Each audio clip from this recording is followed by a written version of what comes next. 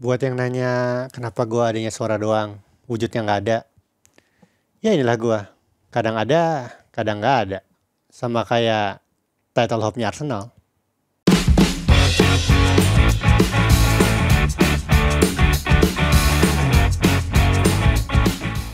Welcome to Box Football Show. Dan gue berusaha untuk tidak memakai outfit yang sama ya setiap episode. Tapi kali ini sama seperti awal pertama kita muncul di YouTube, karena ingin menjaga asa harapan bagi Arsenal untuk bisa meraih kemenangan lawan Everton dan berharap West Ham menahan imbang City minimal. Mungkin gak sih? Nggak mungkin. Nggak mungkin ya. Ya tapi kemarin tuh ini gue baca fansnya West Ham tuh kelakuannya udah sama kayak fansnya Spurs.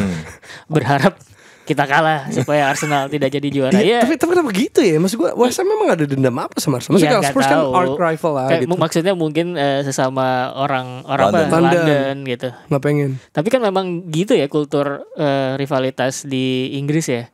Maksudnya gue nggak peduli. Kan misalkan ada tim gitu di Inggris main di kompetisi Eropa, terus mereka nggak berharap yuk demi wakil Inggris, kan nggak gitu. Iya bener juga ya. Makanya Ange kemarin marah-marah tuh ya. Iya, sama fansnya. Tapi gimana kalau lu ngelihat soal supporter inilah yang kita kalah aja deh biar dia nggak menang segala macam itu. Ya itu sah-sah aja pendapat supporter. Ada yang mungkin setengahnya berpihak kepada kita harus tetap menang, kita harus tetap profesional dan tampil bagus. Ada juga yang bilang daripada gua ngelihat kalau dari konsep pendukung Tottenham gitu kan, daripada gua ngelihat Arsenal juara, parade dari juara ini di North London, mendingan gua nggak ngelihat gitu kan, karena gua bakalan terekam ini di otak gua selama 1 tahun misalnya, atau seumur hidup gitu dengan apa keadaan selebrasi itu ya sangat wajar gitu. Ada ini menurut gua ada clash pandangan antara supporter sama pelatih. Kalau pelatih ya tugasnya ya memang buat harus profesional. Ange Postecoglou bilang kan I just want to win mate gitu kan, dia bilang gitu kan, gue cuma pengen menang gitu ya. Jobnya dia emang buat setting the standard. Kan nggak mungkin pelatih datang ke ruang ganti dah santai aja gitu kan, kita maunya supporter, kita kalah, kan nggak mungkin dong. Pelatih kayak gitu ya profesional, itu dia emang harus kayak gitu. Iya, dan ya maksudnya pasti namanya supporter ya, fans terbelah juga gitu ya. Maksudnya gak cuma Spurs, tapi juga gue rasa Arsenal juga ada yang berharap sama Spurs, ada yang gak, pokoknya tetap gak mau bergantung sama ini gitu. Ini salah kita. Wah, ada gitu-gitunya juga tuh. Ya kan, kan kalau lu juga kan. Iya, yang jelas ini episode ke-84. Kalau kata Dex nih, harus gue kasih disclaimer ya, ini 84 tuh kayak 84 poin, tapi masih ketinggalan 2 poin dari Arsenal dan juga 4 poin dari Man City. Jadi mungkin di liga tanpa tim City-nya Pep Guardiola, mungkin itu cukup untuk jadi juara. Karena kalau di Serie A atau La Liga segitu gak ya? Gue belum cek lagi kemarin tuh, tapi maksudnya Inter tuh bahkan juara 3 pekan ya sebelumnya ya, atau 5 kali 5 pekan sebelumnya. 5 pekan kayaknya, iya. Udah cukup jauh juga gitu. Tapi kan kalau kita lihat bahkan dalam beberapa musim Liverpool dengan 92 poin, dengan 97 poin, nggak cukup juga. Jadi kan ada standar dari timnya Pep yang lo bilang tadi tuh, yang harus dikejar, memang terlalu sulit. Yes. Dan kemarin Liverpool pun gagal menang ya, karena ditahan imbang sama Aston Villa 3-3. Dan akhirnya Villa memastikan tiket UCL yang sebenarnya sudah dipastikan sebelum pertandingan, karena Spursnya kalah gitu kan. Ya kan? Ya Villa sebenarnya kan? Sebenarnya kalau misalkan mereka menang lawan Liverpool itu otomatis. Tapi kalau misalkan mereka imbang itu masih nunggu. Villa Liverpool duluan ya. Ya akhirnya dipastikannya setelahnya pas mereka nobar tuh. Gitu. Gimana? Kalau lo ngelihat di akhir musim di akhir Klopp di reign-nya di Liverpool ini, akhirnya apakah bisa dibilang berhasil, the greatest Liverpool? Karena banyak bilang gitu kan, walaupun ada juga sebagian yang menganggap jangan jadi prisoner of the moment lah gitu. Kayak sebenarnya kalau secara perbandingan masih jauh, tapi karena lu bias sekarang yang lu lihat gitu, apalagi musim ini yang tadinya kita bisa mungkin dapat banyak, ternyata Carabao aja gitu. Ya kalau untuk musim terakhirnya Klopp tentunya ini sebuah pencapaian yang sangat terasa hambar. Tapi juga kehambar ini disebabkan oleh Jurgen Klopp juga yang keluar untuk memberikan statement dia tidak akan lagi menjadi bagian dari tim kepelatihan di Liverpool sebagai pelatih kepala, too soon. Dan itu yang membuat keadaannya di locker room tidak kondusif pasti kan, karena kan new signingsnya tentunya sangat ingin bahwa gue di sini 3-4 musim bersama dengan Jurgen Klopp yang gue tahu manajernya seperti apa dan dia mau gue ada di sini karena apa. Tapi sekarang semuanya jadi in limbo. Bahkan ke pemain-pemain yang kontraknya hampir habis, pemain veterannya, key playersnya, bahkan hingga ke Mo Salah, semuanya kan dalam keadaan yang tidak menentu. Itu menyebabkan di locker room mungkin ada kendala ya, yang membuat mereka nggak bisa menjaga konsistensi penampilan dan akhirnya terjadi hal seperti ini. Dan tapi pengaruh nggak pas Salah kan sama Klopp juga agak ada cekcok tuh gara-gara mungkin di luar ruang ganti sebenarnya ada hal yang kita nggak tahu juga gitu. Ya mungkin, dan mungkin Mo Salah juga sudah satu musim terlalu lama di Liverpool. Itu juga mungkin gitu kan. Tapi sekarang apalagi dengan Klopp yang akan keluar meninggalkan Liverpool, mungkin dia juga bertanya kenapa dulu lo mempertahankan gue, padahal lo juga punya exit plan tersendiri gitu kan. Dan ini adalah hal-hal yang pada akhirnya membuat Liverpool yang tadinya gue pikir juga justru akan lebih membuat kompetisi three horse race ini menarik hingga akhir gitu kan. Tapi mereka akhirnya kehilangan spot di three horse race ini. Dan sebenarnya mungkin agak beda sama Xavi ya, kan dia bilang keluar taunya malah bagus Barcelonanya. Terus pas dia stay malah jelek lagi gitu. Iya kan. Kalau dari hasil lain ada Brighton sama Chelsea, lo nonton nggak? Nonton. Akhirnya lo nonton menang ya? Menang kan ya? Menang kan akhirnya. Soalnya biasanya dia kalau nonton gak menang. kalau nggak nonton baru Chelsea menang. Tapi ada tumbalnya tuh. Ada tumbal. Mudryk cedera ya. Mudryk cedera, Reece James kartu merah. Tapi ya udah kan, tinggal satu game lagi. Tapi target Europa League ya berarti Chelsea ya? Iya. Oh iya benar. Tapi selisih gol menang dong. MU kan minus. Jauh. Nah, itu dia. Nah, kalau dari MU sendiri lawan Newcastle kemarin menang 3-2. Dan ini berarti berpotensi banget gak main di Eropa musim depan? Berpotensi banget gak main di Eropa, mendingan gak main sekali ya. Soalnya peringkat 7 kan. Kemungkinan peringkat 7 Europa Conference League. Exactly, tapi kan, tapi kan karena ada yang bilang juga lagi-lagi fans terbelah. Ada juga yang merasa kayak ini adalah piala yang belum pernah kita menangkan. So what? Ya I know. Tapi they said so. Tapi maksud gue selama bertahun-tahun Man United itu gak pernah memenangi piala UEFA loh. Sampai kemudian Jose Mourinho menang Europa League gitu. Dan itu gak pernah menjadi pembahasan. Tapi kita belum pernah, ayo kita main di piala UEFA, kan gak gitu. Maksud gue kalau misalkan standarnya ada di atas, terus kemudian tiba-tiba ngedrop, baru deh ngomongin kayak kita, ayo udah kita main ke piala UEFA. Cuman bukan berarti lu karena nggak pernah menang piala tersebut, ya udah kita sengaja main di turnamen tersebut, kan nggak begitu. So it's better that way. Nggak menang berarti kan kalau nggak mau lolos ke Eropa, berarti ya harusnya tidak menang aja di game week terakhir kan gitu berarti. Ya cuman menurut gue balik lagi ya profesional. Iya menurut gue profesional tapi pakai pemain muda kali. Kalau menurut gue sebenarnya cara pandangnya adalah perkara tadi itu sama kayak kasusnya Ange Postecoglou. Dia bilang kan kalau misalkan ngelihat 48 jam terakhir dalam hari-harinya di Tottenham ketika menghadapi Arsenal dan sebelum menghadapi Arsenal sampai sesudah gitu, dia bilang ada banyak standar yang rapuh. Dia bilang di luar dalam kiri kanan, dia bilang kayak gitu. Nah kalau misalkan situasinya kayak gitu ya, pada akhirnya sebuah klub harus menjaga profesionalitas untuk menjaga standar mereka, nggak sampai drop gitu. Jangan sampai terlena, ya udahlah gampang gitu, kayak Waldo gitu sama skripsinya gampang lah gitu kan.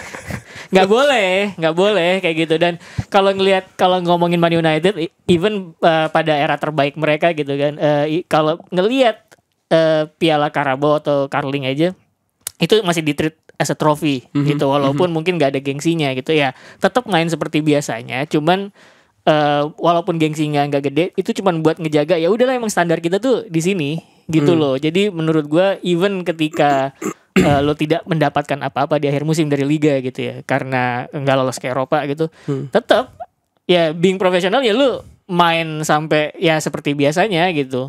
Walaupun mungkin mainin anak muda ya nggak apa-apa, cuman kan di instruksinya ya main yang bener ya yang gitu. Iya. Lo berpikir yang sama di? Ya, lawan Brighton final matchnya Manchester United belum tentu menang juga. So Brighton tuh bagus lawan Chelsea sebenarnya. Iya betul. Brighton bagus ya. Meskipun kalah. Ya untuk Manchester United ya kembali ini satu musim yang mungkin di luar dugaan dengan banyaknya kendala cedera tadi. Ten Hag tidak bisa memainkan 11 pemain terbaiknya on a consistent base. Dan resultsnya tidak berpihak, dan kembali gue selalu berpikir masalah angka ini yang buruk buat Ten Hag gitu. Angka apa nih? 14 kekalahan dengan minus goal difference, dengan potentially trophyless lagi. FA Cup juga belum tentu bisa menolong, dan itu outside bet banget buat Manchester United ngalahin Manchester City gitu kan. Jadi keadaan-keadaan ini yang membuat season buat Manchester United ini begitu yang terburuk mungkin setelah era Ferguson, dengan jumlah poin juga yang sangat rendah. Betul. Ini kan Gue lebih ngerasa ini musim dimana nggak tentu arah sebenarnya gitu. Lu bayangin musim kemarin possession based terus tiba-tiba ngejar emphasis on direct play gitu kan. Nggak ada sebuah tim yang dengan pelatih yang sama tiba-tiba gaya main berubah gitu. Karena kan harapannya adalah sebuah tim bisa sustain dengan gaya main yang sama gitu. Siapapun yang tersedia makanya kemudian harusnya itu ada DOF yang ngawasin kan. Kalaupun misalkan pelatihnya ganti, at least gayanya sama atau mirip lah. Jadi cara main tim seperti itu terus gitu, berkelanjutan. Dan kalau misalnya itu sebenarnya menguntungkan juga dari sisi bisnis, karena lu nggak harus rombak squad identitas tiap season gitu loh, karena paling cuman ganti 1-2 atau memugar 1-2 gitu loh. Nah ini yang nggak terjadi di Man United gitu. Nah ini bikin gue penasaran ya, sebelum kita geser ke title race gitu ya. Ini Liverpool dapat Carabao, ya kan? Tapi ya udah di liganya ngaco gitu, yang lainnya juga kalah, akhirnya bahkan tersingkir dari Europa League ya dengan Atalanta. Skornya juga tidak menyenangkan untuk disaksikan. Cara mereka tersingkir nggak asik banget. Dan Man United juga masih punya peluang untuk menang FA, walaupun berat tadi lo udah bilang, tapi anggaplah menang. Berarti hasil akhirnya adalah Liverpool Carabao Cup, Man United menang FA Cup ke gitu. Europa League. Ke Europa League. Masih gitu. Iya, tapi bukan soal lolos kemananya, tapi trofinya. Ini kita ngomongin trofinya. Nah, dengan situasi anggaplah Liverpool Carabao Cup dan MU dapat FA Cup misalnya, apakah ini adalah penanda sebenarnya musimnya nggak buruk-buruk amat karena menang trofi, atau sebenarnya overallnya gimana? Itu sebenarnya lu bener tuh. Kalau buat gue ya, kalau misalkan lu nanya nih, gagal apa enggak sih musimnya Man United gitu kan? Iya. Kalau dengan trofi ya, misalnya dia menang FA, menang FA itu dianggap gagal apa enggak? Menurut gue gagal.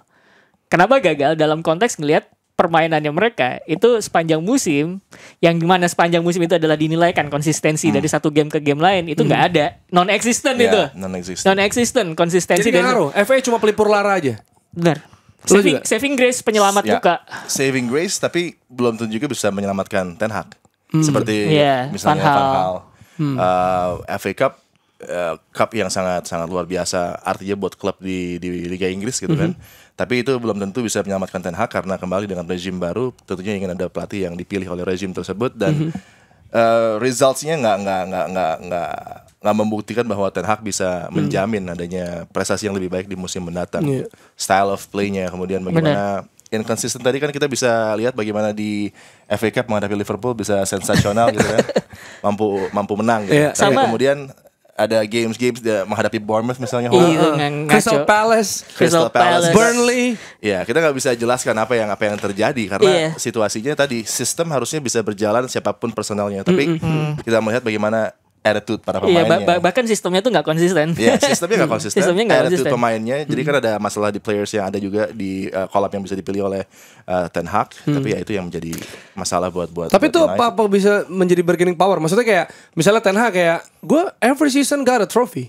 Gitu kan, mesti Carabao, FA tapi gitu kan. Tapi itu cup competition. Cup competition tuh different sama league gitu kan. Karena kan league lo prepare the team on a daily basis, sedangkan cup competition satu pertandingan lo tampil bagus, lo bisa lolos. So it's not the bargaining power?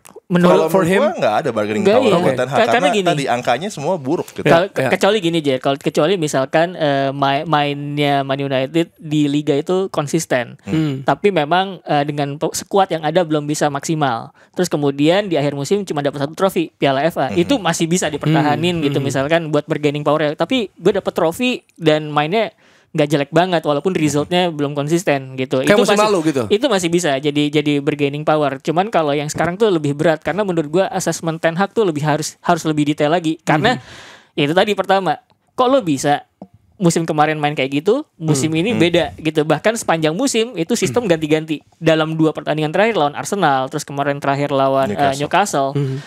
Itu baru balik ke possession base lagi, yang mana hasilnya ternyata ya meskipun kalah sama Arsenal ya, orang lebih memuji lah. Ini permainannya lebih baik dibandingkan sepanjang musim gitu. Kok baru menampilkan itu menjelang akhir musim gitu. Karena sebenarnya dengan sampel yang sedikit itu lu bisa bilang bahwa ini squad mampu ternyata membuat main kayak gitu. Kenapa lo nggak kayak gitu? Terutama kalau lawannya lebih kuat gitu, biasanya kayak gitu ya. Assessmentnya pasti bakal berat Ten Hag gitu, bakal banyak pertanyaan ke dia. Gitu. Berarti dengan argumen yang sama kita juga bisa bilang bahwa musim Liverpool ini gagal. Gua nggak bilang gagal, mungkin lebih flat kali ya, hambar. Bukan gagal ya. Kalau jelas bukan target utama Carabao Cup ya kan? Karena Liverpool tidak bisa dibilang total jelek Kayak Man United, lu bisa bilang Man United gagal karena tadi gue bilang inkonsistensi, result gak bagus, main gak bagus, sistem gak jelas. Itu itu gagal gitu. Liverpool, apakah lo bisa menempatkan dalam situasi tersebut? Enggak juga gitu.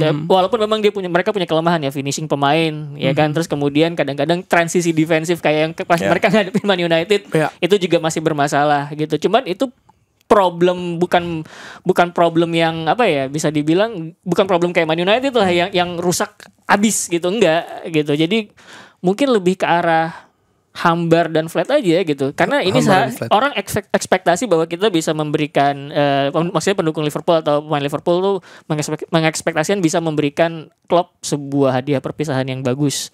Apalagi pas menang Carabao ya. This is 1 out of 4 yang bakal datang gitu. Masih benar. Piala-piala selanjutnya, tapi kemudian tapi yang membuat paling hambar adalah bagaimana mereka dikalahkan oleh Atalanta dengan Gasperini man-to-man marking setelah masuk ke bidang permainan mereka.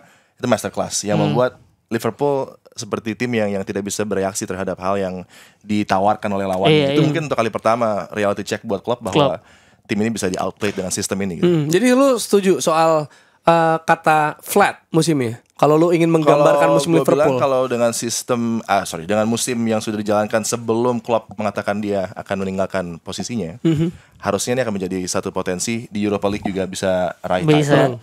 Di League mungkin sampai match week terakhir juga sama kayak Arsenal gitu. Jadi semuanya flat karena dari keputusan dalam klub sendiri. Karena klub ingin supaya cepat-cepat nih keluar bahwa beritanya klub tidak akan lagi jadi pelatih di musim datang. You hear it first from us. Tapi justru itu yang jadi masalah buat Liverpool, buat keadaan di timnya dan buat situasinya jadi agak confusing juga kalau kita lihat bagaimana setelah itu Liverpool bermain gitu kan dengan banyaknya big chance yang mereka lewatkan di game-game yang harusnya mereka bisa memenangkan karena control selalu tidak pernah lepas dari. Nah itu yang juga menarik kalau menurut gue kenapa Liverpool musimnya lebih baik dari Manchester United dari peringkat agak jauh tapi juga control of games. Manchester United nggak pernah mengalihkan pertandingan. Ada mungkin 2 pertandingan tapi at the mercy of the opponent terus. Iya. Jadi itu keadaan yang cukup membuat pendukung United juga akan bingung gitu. Jadi yang lo deskripsikan adalah not that bad tapi maksudnya better, not that good tapi better than Man U. Iyalah. Of course. Flat bener ya. Flat bener. Flat setuju. Flat itu bener. Karena menurut gue sebenarnya Klopp itu kan udah udah bercerita bahwa sebenarnya musim kemarin tuh dia udah berpikir untuk berhenti dari Liverpool, cuman agak ditahan sama istrinya kalau nggak salah dan fatigue dari musim ke musim harus ngejar Pep Guardiola. Iya betul, dia burnout. Dan itu membuat kita bicara tentang bagaimana mental health juga di Premier League dan ini mental health untuk pelatih juga. Betul. Karena 97 poin, 92 poin, lo bangkit lagi di next seasonnya untuk nempel Man City lagi, gagal lagi. Setelah Klopp kelarnya tapi ya itu memang masih muda dia. Masih panjang. Maksud gue memang berat itu untuk untuk bisa bertahan dengan kegagalan maksud lo. Bukan untuk selalu menerima challenge lagi dari betul. Dan itu bener pelit. Dia tuh nggak punya privilege kayak Guardiola. Gitu itu harus diakuin juga dan menurut gue. Jadi mau compete tapi sebenarnya kayak Arsenal juga. Iya. Masa mau compete tapi resource-nya kurang gitu. Jadi frustrasi kepada klub juga sebenarnya. Nggak selalu ya, walaupun musim ini satset sih. Ngebeli gelandangnya tuh McAllister, Szoboszlai gitu. Gue bilang, cepet banget gitu. Ya menurut gue sih emang agak disayangkan aja ya. Tapi gue memahami situasinya klub di mana dia bilang gue agak capek, tired gitu. Ya itu hak dia lah menurut gue masuk akal. Karena memang the price untuk mengejar sesuatu yang besar itu konsekuensi dan risikonya juga gede. Gitu. Ya ini pressure gitu. Kita geser ke title race kemarin City akhirnya menyalip Arsenal setelah menang 2-0 lawan Spurs obviously dengan gol dari Erling Haaland ya. Di mana sebenarnya juga kalau kita lihat secara ini adalah harapan Arsenal sih. Secara history ya kan. Ini salah satu kryptonite susah terutama di Tottenham. Betul, di Tottenham gitu. Tapi ternyata kemarin Ainge main 4-4-2 tanpa penyerang, tengahnya compact ya kan buat tembus gitu. Dan sebenarnya sempat ada deadlock juga kalau kita lihat gitu ya sampai akhirnya gol Erling Haaland gitu. Dan ya akhirnya seperti yang diduga juga di akhirnya gitu. Gimana lo ngelihat City di akhir ini secara overall ya, bukan cuma lawan Spurs doang. Overall yang mengatakan bahwa City ini kalau di akhir musim ya unstoppable gitu. Every season karena mereka tahu bagaimana menavigasi, mereka udah tahu bagaimana mencapai finish line-nya dengan proses seperti apa yang dibutuhkan. So it's on Pep, it's on the team.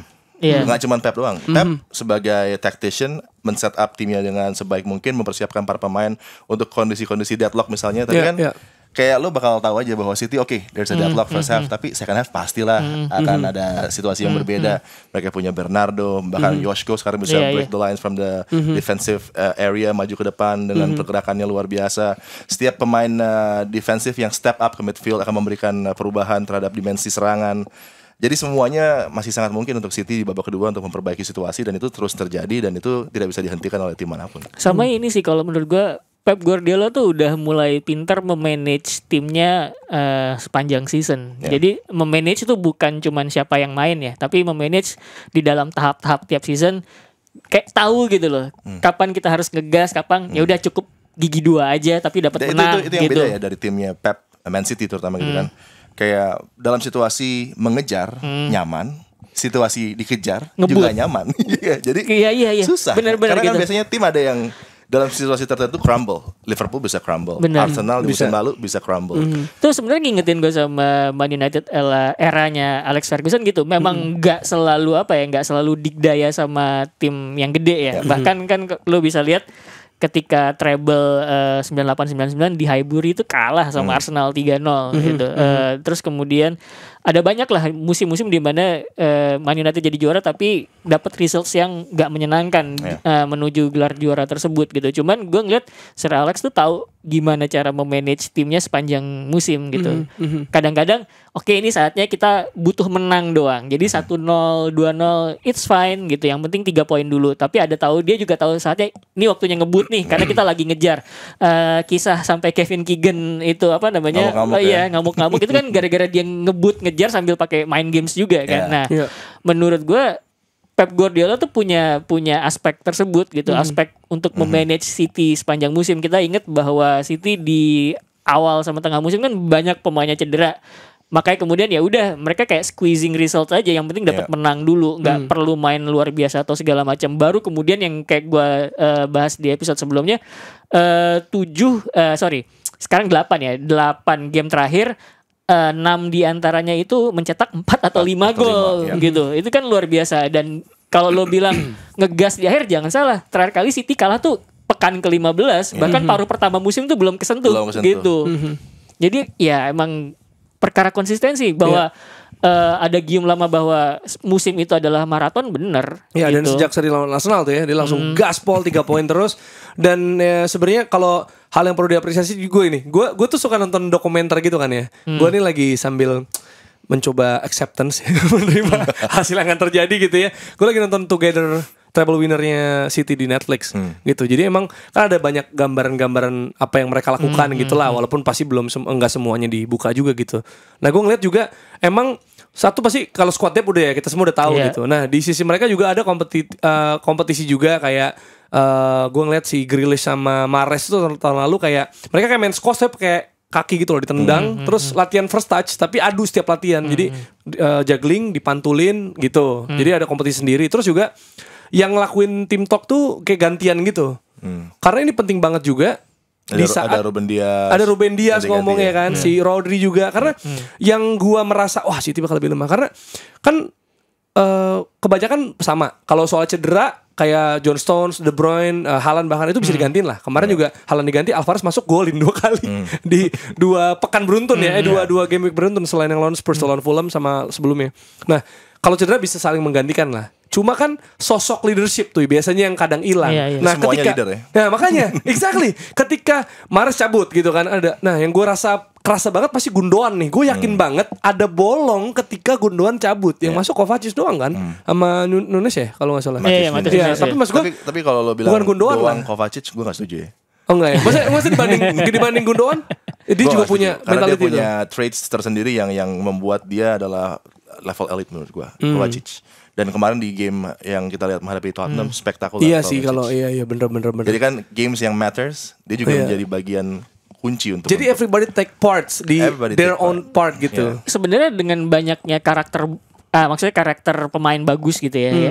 Karakter pemain yang bagus di sebuah squad itu berguna banget buat ngejaga standar itu tadi gitu. Jadi lu kalau misalkan ke kanan, ke kiri, ke depan, ke belakang lihat standarnya sama, diingetin sama rekan gitu untuk gak macem-macem kayak gitu loh. Jadi kalau lu dengar lagi-lagi banyak kisah suksesnya Man United di 90-an, ya karena kalau misalkan lu ke arah manapun itu dijagain standarnya sama pemain-pemain yang ada di dalam ini, di dalam ruang ganti gitu. Jadi menurut gua karakter pemain itu memang penting gitu.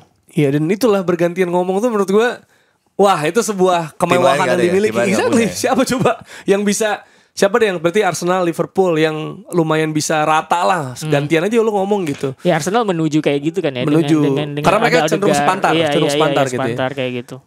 Oke, kalau itu City, tapi kalau untuk nge-rate musim mereka masih ada FA Cup dan hasilnya belum. Nah kalau Arsenal nih, gimana? Kalau menurut lo, kalau mau menilai musim mereka, karena kalau dari gue kan merasa, gue seperti gue bilang juga ya, kalau projection gue musim lalu overachieve, sebenarnya harusnya top 4, musim ini bersaing gelar gitu kan. Dan itu terjadi sampai pekan terakhir, soal itu cukup memuaskan gue sebenarnya. Musim depan juara, target. Harusnya kalau gue pribadi ya, kan orang beda-beda. Nah kalau kalian, jadi bagi gue sih, ya ini menyebalkan karena kalah di pekan terakhir misalnya, kesalip juga, tapi gue melihat progres di sana dan itu kerasa banget. Dan gue ya sebagai fans Arsenal yang struggle banget waktu di Banter era, gue bangga sih sama Arsenal gitu. Kalau gue, ini kalau berarti kan ini masih hipotetikal ya. Peluang juara Premier League itu sebenarnya masih ada. Tapi kalau nggak jadi juara Premier League, nihil trophy. Iya. Iya kan, nihil trophy. Berarti anggaplah kalau berhasil ya udah, berarti kan ini berhasil nih. Tapi anggaplah City yang akhirnya tetap juara. Iya. Gitu. Bagaimana kita menilai musimnya Arsenal? Menurut gue Arsenal tuh memang too big too soon sih ya. Maksudnya mereka achieve tinggi terlalu cepat, karena musim kemarin tuh mungkin nggak ada yang mengira bahwa mereka jadi contender, at least 4 besar dulu gitu. Tapi dengan musim kemarin jadi contender, mau nggak mau target musim ini adalah jadi juara, yang mana terbukti sepanjang musim memang mereka salah satu tim terbaik Premier League. Bahkan kalau ngomongin Arsenal, banyak yang bilang bahwa out of possession Arsenal itu terbaik gitu. Susah banget buat ditembus, off the ball mereka bagus, terus kemudian mereka disiplin gitu. Jadi makanya dibilang bahwa ini tim terbaik dalam hal out of possession gitu Arsenal ini. Nah, ini mohon maaf nih, menurut gue gagal. Oke. Karena gini, tapi menurut gue orang tuh jangan jeri sama kata gagal, jangan takut sama kata gagal cuma karena dicengin, lo gagal gitu. Iya gitu. Kalau di sekolah-sekolah Pak Kasur ada tulisan di tembok tuh pasti. Iya maksud gue kegagalan, kekalahan, kemenangan tetap jangan tunda. Jangan jeri dengan kata gagal, karena bener. Gini, jangan jerah juga. Jangan jerah juga, karena yang namanya musim kan siklus ya. Abis musim ini selesai cuma jeda 3 bulan udah mulai lagi gitu loh. Define gagal karena nggak mencapai gini. Karena gini, ini perspektif gue ya. Kalau gue merasa kan sebenarnya para fans Arsenal termasuk gue punya alasan-alasan lah. Misalnya gagal musim lalu, Saliba cedera. Iya. Oh ini kita banyak cedera misalnya. Atau kita ada punya posisi-posisi yang belum tertambal dengan baik gitu. Nah di musim ini, ketika pemainnya cenderung lebih bugar, the best ability is availability, tanpa Timber, jangan lupa tanpa Timber, bisa race sampai pekan terakhir. Berarti kan, bener tahun lalu selain karena kebutuhan ya mentalitas dan pengalaman segala macam, tapi faktor cedera juga punya peran penting. Gitu ya, maksudnya apalagi nggak ada Saliba ya, kita bisa lihat Saliba musim ini. Terus slot yang kosong yaitu ditambal sama Declan Rice, sekarang terlihat banget gitu kan. Sekarang ada, nah tapi masih ada missing piece ya, misalnya striker pembunuh. Tapi maksud gue, berarti yang kita khawatirkan musim lalu atau kita jadikan alasan lah, sebenarnya ada banyak juga yang bisa di cover sekarang. Berarti valid dong alasan kemarin kita nggak menang, belum layak menang lah gitu. Maksud gue, nah gue seneng itu Ros, karena ketika ditambal pelan-pelan, bener kok gitu. Jadi kalau nanti kita beli ditambal pelan-pelan juga sih, 100+ million. Declan Rice pelan-pelan. Maksudnya nggak langsung, maksudnya berapa musim gitu loh Arteta, maksudnya nggak langsung splashing money. Kalau gue agak beda pendapat dengan Rossi gitu. Dan lo semua tahu how I feel about Arsenal. Di musim kali ini ada metrik yang istimewa yang harusnya Arsenal juara. Scoring goal wise, betul. Defensively, betul. Semuanya the best. The change of goalkeeper yang tadi diprotes, David Rice the best goalkeeper. Period. The best goalkeeper for you? For me, last season gue udah rate dia sebagai my goalkeeper of the season di tim gue. You can check it out. Karena distribusinya, karena juga kenyamanan yang dia berikan untuk defensive players in front of him, dan juga bagaimana passingnya dia, akurasinya luar biasa. They can break the press dari tim lawan. Saliba, Gabriel Magalhaes, best combination. It's a Ferdinand Vidic. Kalau juara kata namanya juga gitu. Iya kan? Kata namanya gitu kan. Iya. Sekarang Gabriel Saliba tuh kayak gua sama Ferdinand. Nah, itu. Pas ketemu langsung ya. Pas ketemu langsung. Yang ngomong namanya Vidic, gua ada videonya. Adi tahu.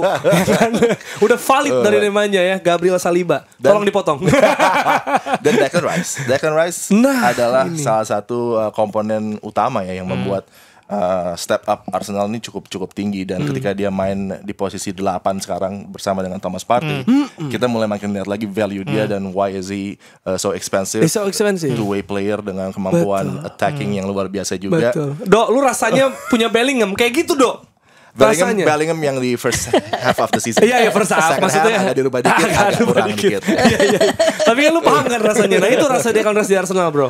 Ya, dan ya menurut gue ini season 10 out of 10 buat Arsenal. Makasih.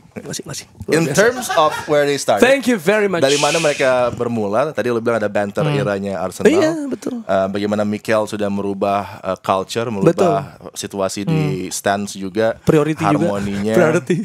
Dan signings dia yang tepat. Kai Havertz is a great signing. Ya, betul. Ya, jadi semua bisnisnya oke.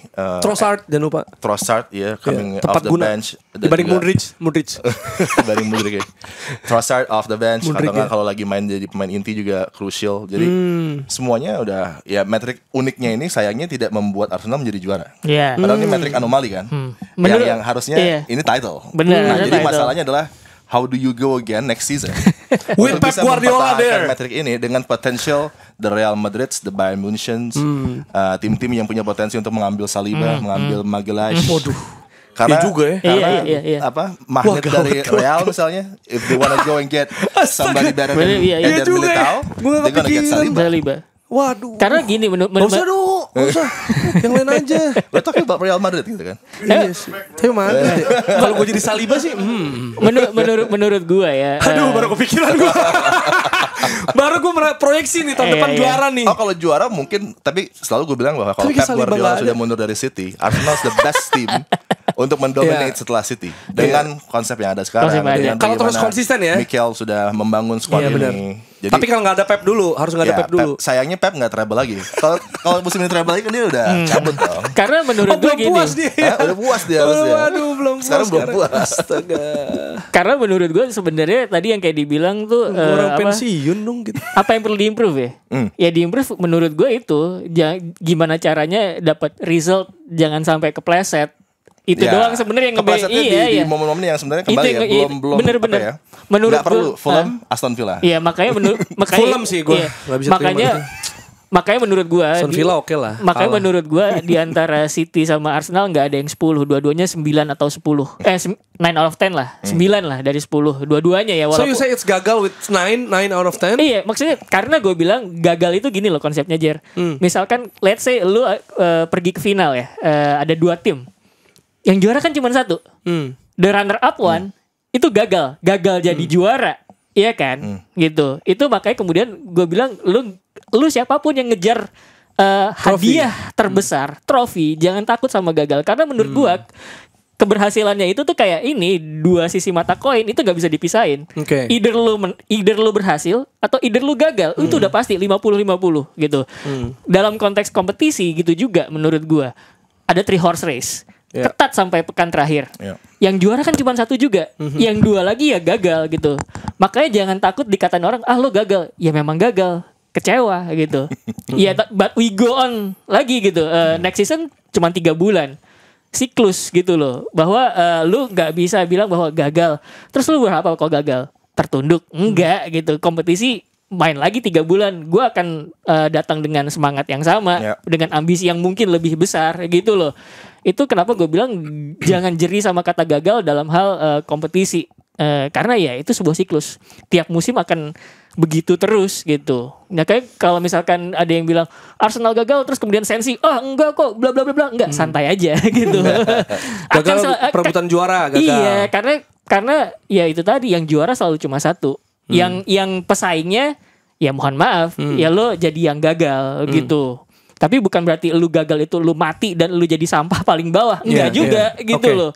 Oke nih, ngomongin soal title race ya. Kan pasti kalau sekarang orang udah nih. Kemarin di game Spurs beres. City juara lawan West Ham pekan terakhir main di Etihad. Arsenal menang berapapun, City menang ya selesai gitu. Tapi ada gak sih masih peluang kecil lah paling gak gitu, misal dari West Ham mengganjal City? Is there any possibility?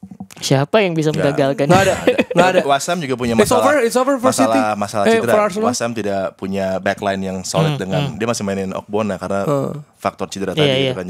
Jadi nggak akan ada kayak Gundogan cetak gol ke Aston Villa gitulah, drama-drama ada kayak perubahan company yang ngegolin last minute tuh. Nggak ada tuh. Nggak ada. Nah, kayak Gundogan ke Aston Villa, Aguero ke KPR, nggak ada tuh. Ada plot twist. Itu kan seru tuh kita nontonnya. Karena gue Madi mau siaran nih bareng nih. Dan gue yakin pasti kan kita kan netro ya kan. Bumbu-bumbu ya. Iya. Jadi pasti di sini ya kita spice-nya tuh di sini nih. Karena kemarin tuh Jerry tuh menanyakan hal yang sama gue ketika Arsenal Spurs gitu. Ada gak sih Ros peluang Spurs bisa menang? Terus gue bilang kalau ngelihat baru salaman loh kita. Nggak ada keras. Kalau misalkan ngelihat head to head sulit, tapi kan head to head trivial ya. Kan semuanya bisa nilai dari form yang ada sekarang. Form yang ada sekarang gue bilang ketika itu City lagi bagus yang gue bilang gitu kan, bikin 4 atau 5 gol dalam 6 atau 7 pertandingan ketika itu gitu kan. Sementara kemudian Tottenham Hotspur cuma main bagus ketika kalah 2-3 lawan Arsenal gitu. Dan mereka selalu kesulitan sama tim yang agresif. Makanya agak sulit lawan City. Dan terus kemudian terbukti bahwa mereka kemudian compact di tengah untuk bisa meredam agresivitas City. Walaupun kita lihat menjelang akhir pertandingan terbukti City agak shaky. Terus kemudian Spurs hampir dapat gol gitu. Dan itu yang kemudian mungkin harapan kecil kayak gitu ada kalau misalkan West Ham begitu juga ke City. Cuman again itu kan bukan sesuatu yang dibuat ya, tapi kayak lebih kayak ada momen kecil atau sebuah momen kecil dalam pertandingan yang kemudian dimanfaatkan oleh lawannya City gitu loh. Tapi itu winning saves ya. Ortega tuh kayak si Dibu ya, kayak Martinez ya waktu final. Maksudnya Pep juga bilang bahwa itu kalau nggak di save sama Ortega ya Arsenal yang menang gitu. Maksudnya bener-bener knowledge dan bener-bener appreciate tentang save itu gitu, sepenting itu gitu. Kalau misalkan yang bisa dilakukan Arsenal kalau sampai gagal juara terus kemudian fansnya Spurs atau fansnya West Ham taunting Arsenal, ya lu tinggal awas lu musim depannya gue bantai. Paling gitu doang gitu kan. Jadi Ward-Prowse gitu, Bowen gak ada nih bisa jebol Ortega nih. Ya kalau jebol mungkin. Kudus menang. Iya itu dia. Kalau membuat situasi menjadi mungkin di awal-awal agak tegang mungkin. Ya lu tahu stance gue lah. Gue bilang Arsenal tuh bisa jadi juara benar sampai pekan terakhir. Cuman emang pada akhirnya gue harus ini juga objektif juga. Ya ternyata City ngebutnya kayak gini gitu. Dan ini ya bukannya gue gimana, gue udah bilang ya, bukan selakan dia bilang soalnya kan udah kalian City lawan Liverpool, yakin dong. Loh, Arsenal tuh kalahnya sama tim yang selain itu.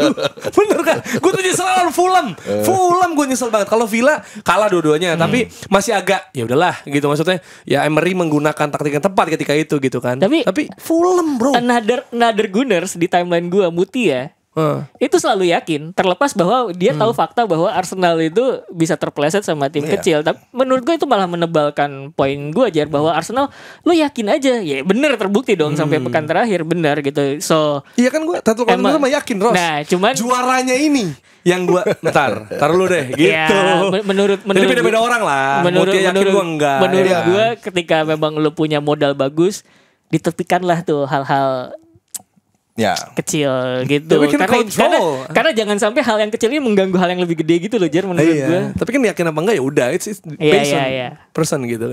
Nah tapi kalau dari secara overall sendiri dari Premier League gitu ya, kalau sekarang kayak tim-tim kayak ya Aston Villa, terus Bournemouth gitu, Palace juga kan ya, attacking game juga kalau mereka, apalagi Palace di bawah Glasner ya sekarang ya. Dan juga kita bisa lihat Bournemouth dan juga Aston Villa gimana mainnya sekarang gitu. Jadi ini menambah ini hasanah tim-tim yang bisa benar-benar maksudnya competitiveness di Premier League gitu ya di musim ini. Kalau itu sudah selalu terjadi dari musim ke musim di Premier League, itu yang membuat mungkin Premier League agak beda sama liga-liga lain gitu kan. Bahkan tidak hanya title race tapi juga menghindari degradasi, battle untuk spots yang tersisa untuk Europe, dan bagaimana di second half of the season ada movement yang luar biasa nih dari tim-tim kayak Bournemouth yang di 8 pertandingan pertama nggak bisa menang dan kita ngelihat bahwa situasinya bagi Iraola pelik banget nih. Habis gantiin Gary O'Neill yang mungkin banyak fans Bournemouth juga mengatakan layak dicoba satu musim lagi setelah menyelamatkan mereka. Tapi ada perubahan arah ya dari The Black Knights untuk bisa tim ini tampil dengan gaya yang lebih berbeda dan itu terbukti. Keren sih. Taking risks. Manager of the month. Manager of the month, potentially of the year juga kalau nggak ada Unai Emery dan juga Glasner. Dan apa yang sudah dikembangkan di Vitality ini menarik karena kan biasanya cuma reaktif aja counter, sekarang counter oke, tapi control juga ada, main di Old Trafford nggak takut gitu. Benar, kan dengan permainan interchange di lapangan tengah dan bagaimana peran dari Christie dirubah jadi pemain yang di nomor 6 dan 8 Solanke juga hidup nyaman. lagi ya. Dom Solanke, Antoine Semenyo, Beknya juga nyala Senesi, Zabarnyi, dan bahkan dua penjaga gawangnya nggak ada masalah mau Neto atau Travers, dua-duanya bisa perform. Bahkan Travers di 3 pertandingan terakhir kalau jadi starter savesnya di atas dari 3. Jadi kan ada satu brand sepak bola baru di area yang sebenarnya mereka udah tahu mereka adalah minoritas dari gaya sepak bola menyerang misalnya di Premier League, tapi ini berubah. Terus ada juga Palace yang menjadi cerita paling the best lah di putaran kedua ini. Oliver Glasner tuh punya 1 trofi Eropa loh, jangan salah, sama Eintracht Frankfurt gitu. Jadi sebenarnya yang menarik dari Premier League tuh emang ini udah jadi Super League sebenarnya Premier League itu. Karena buat gue ngelihat sebuah tim mid table bisa poach, Glasner gitu loh, itu luar biasa. Terus kemudian jangan salah, si Iraola itu salah satu pelatih yang sangat-sangat dipuji di La Liga musim kemarin dengan Rayo Vallecano gitu. Ya itu maksud gue kayak, maksudnya daya tarik timnya. Iya, even mid table tuh bisa gitu loh, mendatangkan pelatih-pelatih berkualitas kayak begitu gitu. Emang ketika banyak yang bilang Hore nggak ada Super League, enggak, Super League udah eksis. Iya. Premier League gitu. Ownership yang hampir nggak ada orang Inggrisnya, dengan uang yang masif dimasukin ke tim-tim seperti Brighton, Bournemouth. Situasinya menjadi berbeda. Palace sekarang gitu kan, dengan juga banyaknya blue chip yang mereka miliki nih. Sekarang Palace adalah tim yang memiliki blue chip terbanyak menurut gue. Di dalam diri Eze, kemudian juga Olise, Tyrick Mitchell. Dan juga Wharton. Jadi 4 blue chip ini kalau dimainin sama Palace itu bisa 200 lebih. Iya benar. Dengan Wharton yang di offer 60-80 juta. Wharton kemarin 2,5 menit dia ngomongin komentator tuh. Iya. Gue tuh kemarin lucu ini, Bayern Munchen telat kan untuk poach Glasner gitu. Ya udah deh, sini deh gue bayarin 100 juta deh kata Palace. Ditolak 5 kali lagi bayarnya. Gila. Sama ini apa namanya, kalau gue ngeliat tadi ya daya tarik itu, ini kita ngomongin soal pelatih ya. Daya tarik tadi tuh kan kalau misalnya Palace di tengah mid table ya, gitu. Terus Aston Villa juga sebenarnya punya history juga, mereka ya bisa bersaing ke atas lah, minimal Europa League. Mereka tim besar sebenarnya. Bournemouth ini yang sebenarnya menurut gue wow gitu, kayak Iraola datang mau ke sana gitu kan, dan bisa ngubah itu. Padahal kan ini bisa tim yang naik turun juga sebenarnya. Maksudnya Yoyo juga bisa degradasi, bisa menusuk juga, kadang-kadang mengejutkan, dan itu yang terjadi sekarang di top 10 ya. Nah, makanya. Dan sekarang tinggal bagaimana mempertahankan posisi mereka di top 10 atau naik lagi gitu ke 8 menjadi aim berikutnya dari The Black Knights. Tapi ini pertanyaan juga soal pelatih. Ya kan tadi kita nyebutin nama-nama pelatih, ini bukan orang Inggris nih, gitu ya. Jadi selain Super League ini juga jadi internasional banget. Bener. Apakah ini berpengaruh juga sama pelatih-pelatih lokal pride dari UK? Tapi kalau misalkan di Premier League mungkin nggak kelihatan. Kalau gua ngebaca banyak bahasan, sebenarnya kalau lo mau ngeliat pelatih Inggris, lu turun ke Championship sebenarnya. Itu Kieran McKenna gitu ya. Michael Carrick walaupun boronya sempat terpuruk di awal, sekarang naik ke mid table, udah oke lagi kayak gitu loh, masih bisa. Jadi dia bisa menstabilkan keadaan. Jadi bukan Premier League. Iya, karena menurut gua banyak yang ngebahas sebenarnya. Kalau lu pengen ngelihat permata yang masih mentah gitu ya, entah itu pelatih atau pemain. Sekarang lu banyak sekali director of football atau scout itu nyari ke Championship gitu. Itu banyak banget yang bisa diasah. Kalau gitu. Kalau Gareth Southgate, gue mengkhawatirkan loh. Ketawa aja ya. Gue mengkhawatirkan. Gue kan Inggris loh. Iya, representasi di timnas loh. Gue kan selalu bilang bahwa Inggris ini gila, skuadnya gila banget. Tapi gue nggak ngerti kenapa pelatihnya tuh kurang imajinatif kayak Southgate gitu. Terus kemudian mendengar cerita bahwa dia kayak kandidatnya Man United ya. Kemarin di Twitter kayak gitu kan kayak anjir nih kok malah kesini gitu. Suram. Oke. Nah, karena kita review nih selain tim-timnya juga yang lagi di-review banget adalah yang biasa nge-review yaitu VAR. Ya kan? Review ada masukan ya dari Wolves ya kalau nggak salah. Wolverhampton Wanderers yang dirugikan tidak di satu kali pertandingan saja. Mereka tapi protesnya bukannya memperbaiki kualitas wasit tapi menghapus video assistant referee alias VAR. Hadiah nih, what's your opinion? Iya. Ya lo tau lah stance gue tentang VAR. I'm not a supporter of VAR. Oh, you're not a supporter ya? I've never been a supporter of VAR. Okay. The technology is okay, tapi the operators is a problem gitu. Yeah.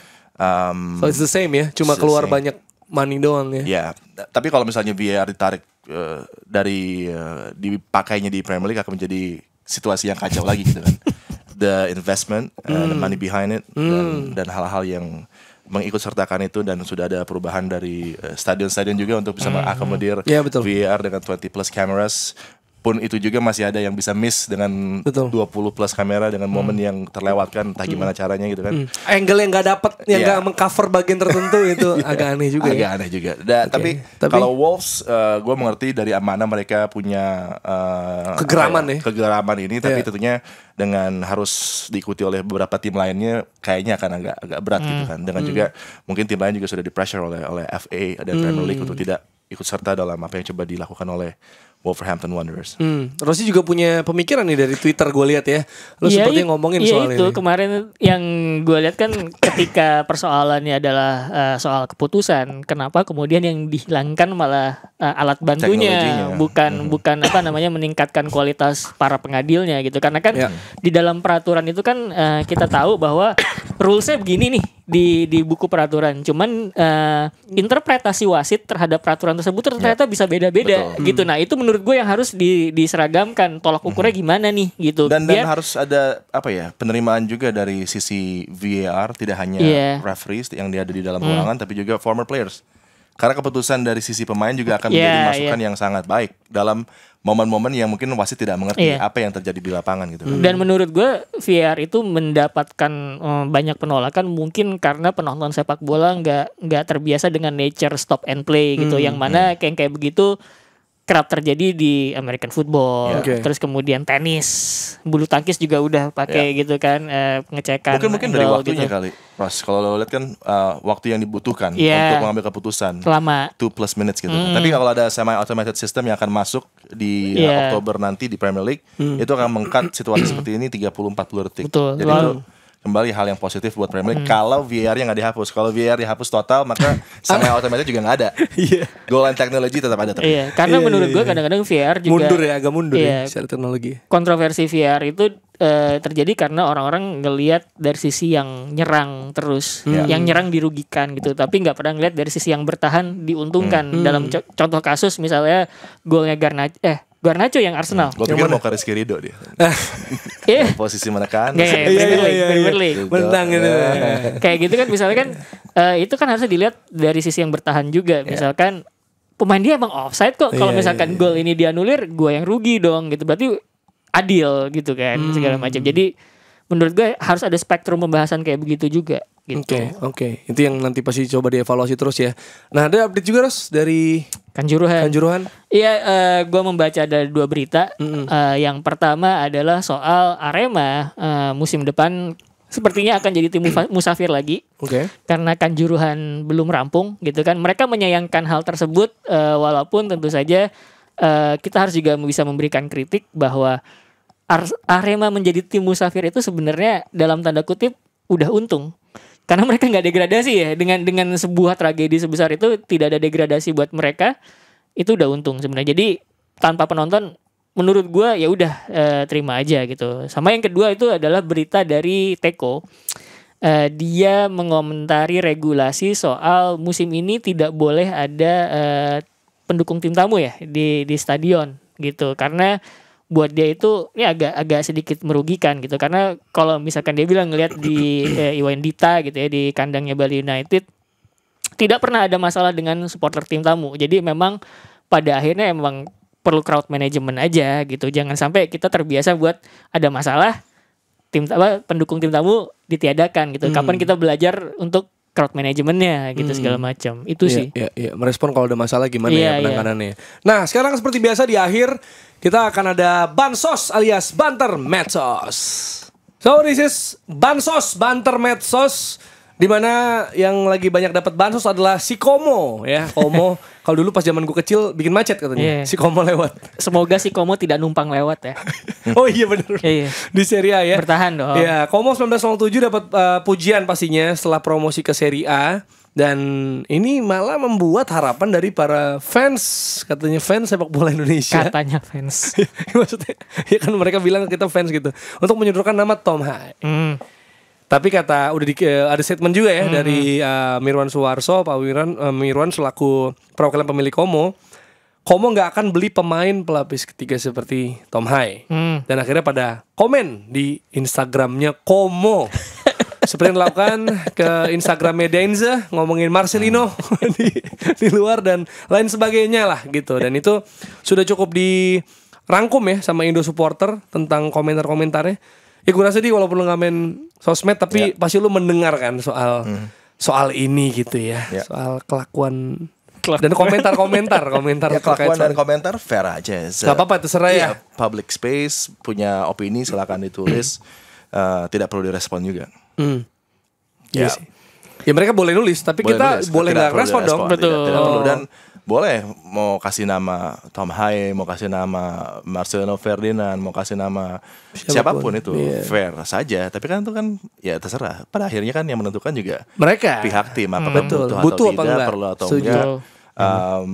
Situasinya nggak melulu harus kalau ownership dari sebuah klub mungkin dari Indonesia, dari Amerika harus ada pemain Amerikanya atau ada pemain Indonesianya sesuai dengan apa yang diinginkan oleh Fabregas. Yang menentukan Kak Seto. Karena apa? Como. Di protes lagi. Ulil, Kak Seto. Oh iya, Ulil ada tadi. Gengsi gak relate nih. Nih lihat nampil sama Waldo. Gak relate. Siapa Kak Seto? Paling nih yang di TikTok lari, tau gak lu Kak Seto lari tuh ada tuh yang gini-gini. Ada tuh Kak Seto lucu banget. Sama anaknya nih dia Seto. Dan pasti kan itu kan antara ownership sama Fabregas, director footballnya juga, ada Chiriano juga ya. Iya. Mereka meeting, mereka punya plan seperti apa nanti Como bermain di Serie A dengan pemain apa yang bisa menambah kualitas mereka karena kan nggak mudah untuk bisa pindah dari Serie B ke Serie A, harus ada cara untuk mempertahankan diri tampil di sana. Jadi situasinya masih semua bergantung dengan ownership dan juga pelatih. Iya. Sebenarnya kalau peluang mah ada aja kalau misalnya pemain-pemain yang mungkin disebut tuh misalnya step up lagi gitu kan nanti ke depannya kan kita nggak tahu, tapi kan pasti target mereka adalah pertama bertahan dulu di Serie A gitu karena seperti jersey yang Anda pakai nih Luton Town terdegradasi ya. 3 tim Premier League langsung turun. Tapi mau gimana? Rob Edwards susah dengan resource yang ada. Betul. Kalaupun Pep Guardiola jadi pelatih Luton belum tentu. Iya benar. Walaupun merepotkan aja. Levelnya merepotkan kalau aja. merepotkan Arsenal repot juga kan. Iya benar. City juga sempat repot loh. Liverpool repot. Tapi apakah repot dong? Repot banget. Kaget. Tidak. Dan sebenarnya secara matematis masih bisa Luton, tapi harus 12 gol yang harus dikejar. Anjir, oke. Nggak mungkin. Itu berharap juga si Forest kalah telak juga dong Luton berarti. naik, tapi kan juga itu di luar ekspektasi ya karena kembali dengan Kenilworth Road yang juga belum siap gitu kan. Karena mereka nggak nyangka bisa lolos dari Coldex yang kali promosi enggak ternyata. Masih bisa playoff, tapi lawannya masih ada West Brom. Norwich, West Brom atau siapa di final tuh? Lupa gue. WBA. West Brom. Sekarang lawan Norwich. West Ham, Norwich. Sekarang lawan Norwich. Southampton. Kalau ke final lawannya Southampton atau WBA. Dengan rangkaian 0-0 semua kemarin tuh benar. Padahal ada peluang ya, sebenarnya ada peluang ya, tapi akhirnya nggak jadi.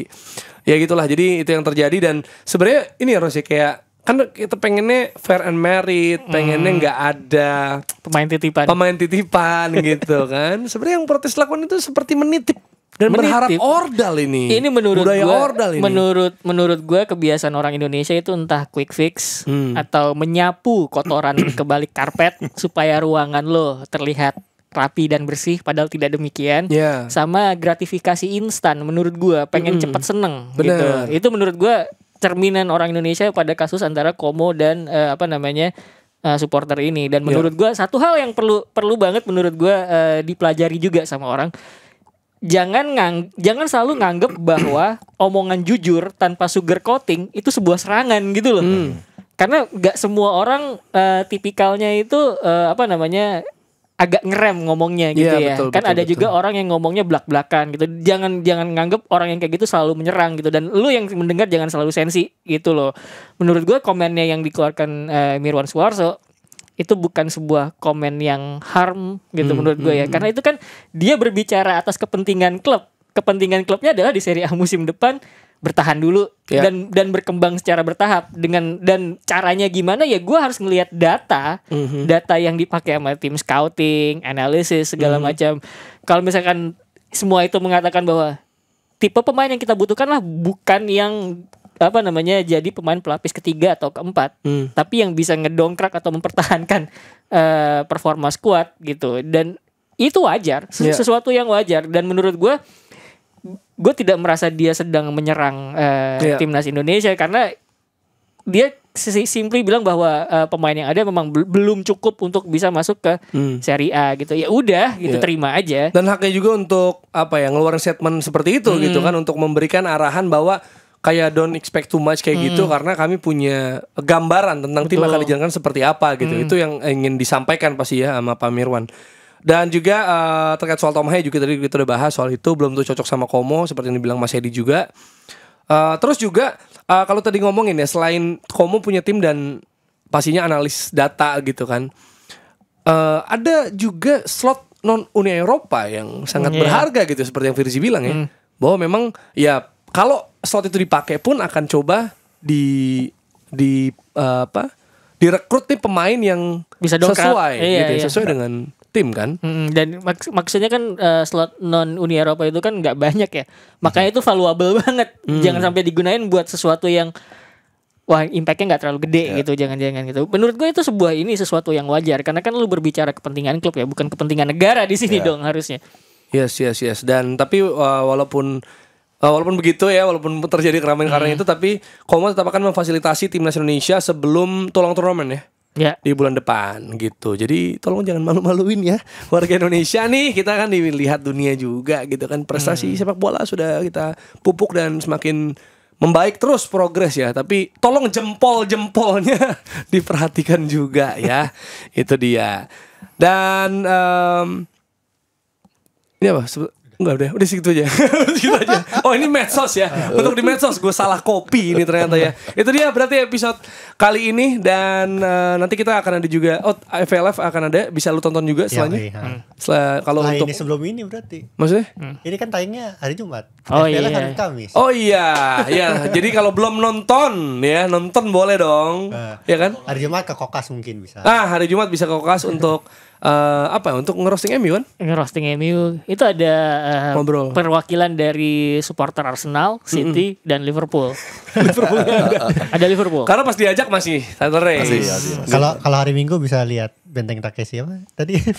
Oh iya, seperti yang ada di Twitter ya. Katanya tadi mereka ngetawain gue ya. Padahal tidak menertawai. Fans United ngetawain fans Arsenal. Dan juga seperti Raja Takeshi Castle melihat orang yang nyebur. Apa kalimat terus? Iya gitu. Wah, dia bahasa yang mulia. Ya iyalah anjir, orang kecebur. Gue tuh paling males kalau Takeshi Castle tuh orang yang dubbing komentarnya pas ini. Loncat, ayo semangat. Ayo cantik. Ayo seksisnya. Enggak, pas loncat.